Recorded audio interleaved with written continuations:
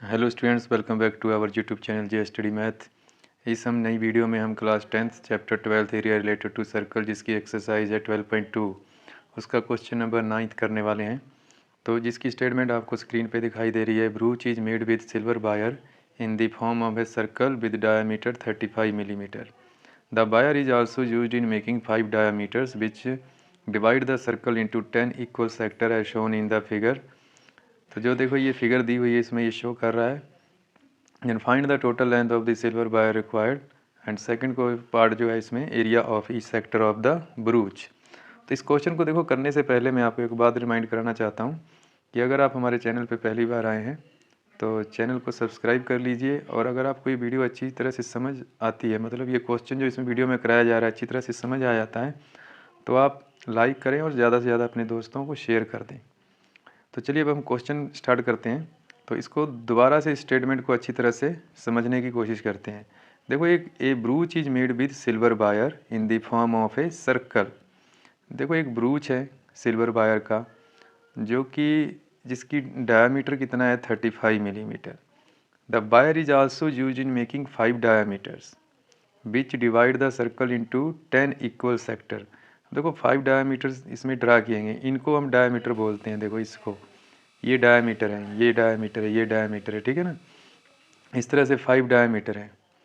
तो इसमें क्या फाइंड करना है हमने, the total length of the silver wire required.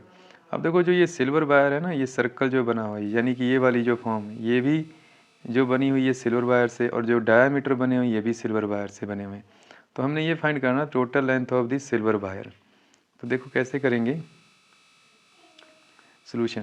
पहले तो देखो इस वाले पार्ट के लिए हम इसका सरकमफ्रेंस फाइंड कर लेंगे, ठीक है, सरकमफ्रेंस ऑफ द सर्कल। तो हम ऐसे करेंगे, टोटल लेंथ ऑफ द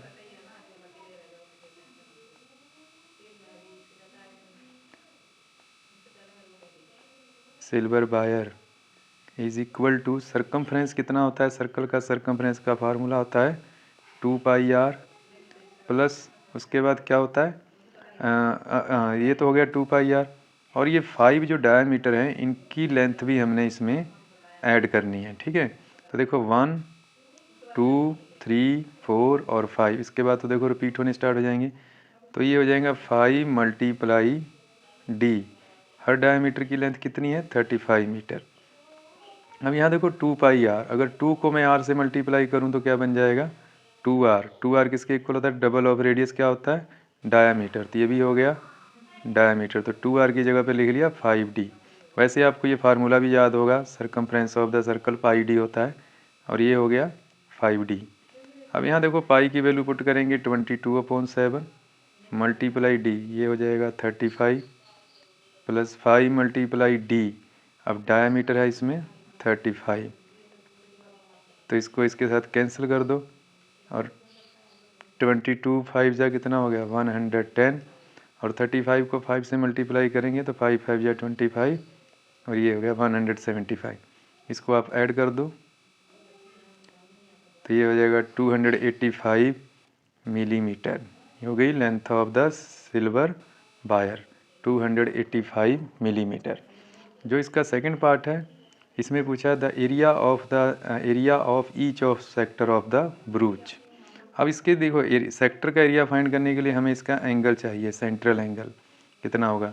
तो कितने सेक्टर बन रहे हैं इसमें, अब हमने काउंट करने हैं कितने सेक्टर हैं। देखो 1 2 3 4 5 6 7 8 9 एंड 10 सेक्टर बन रहे हैं। और एक पॉइंट के अराउंड कितने डिग्री का एंगल बनता है 360 डिग्री का।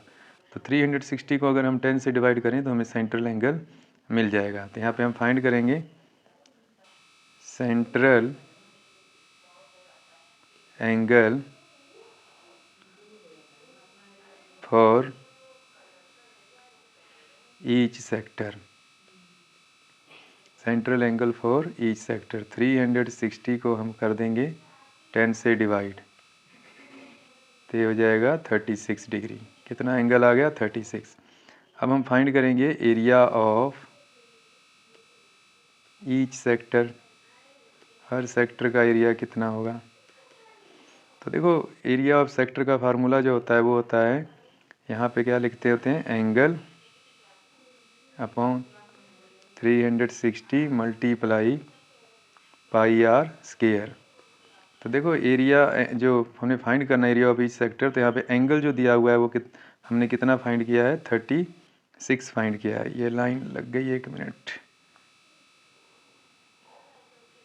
देखो तो एंगल यूज़ करेंगे 36 अपॉन 360, पाई की वैल्यू 22/7, और रेडियस जो हमारे पास है 35 का हाफ कर लेंगे, क्योंकि डायमीटर 35 था, तो 35/2, 35/2, क्योंकि यहाँ पे आर स्क्वायर है इसलिए।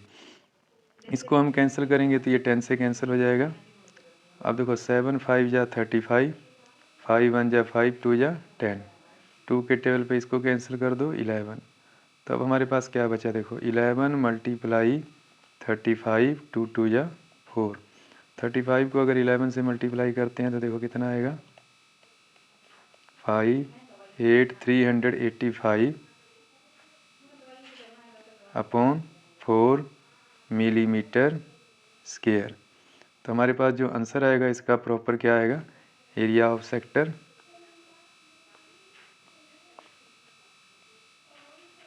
एरिया ऑफ सेक्टर क्या आएगा, 385 अपॉन 4 मिलीमीटर स्क्वायर। चाहो तो आप इसको डिवाइड करके डेसिमल में भी लिख सकते हो। तो आई होप आपको ये क्वेश्चन अच्छी तरह से समझ आ गया होगा। अगर आपको वीडियो अच्छी लगी हो तो अपने दोस्तों को शेयर करें और लाइक भी कर दीजिए। Thanks for watching the video.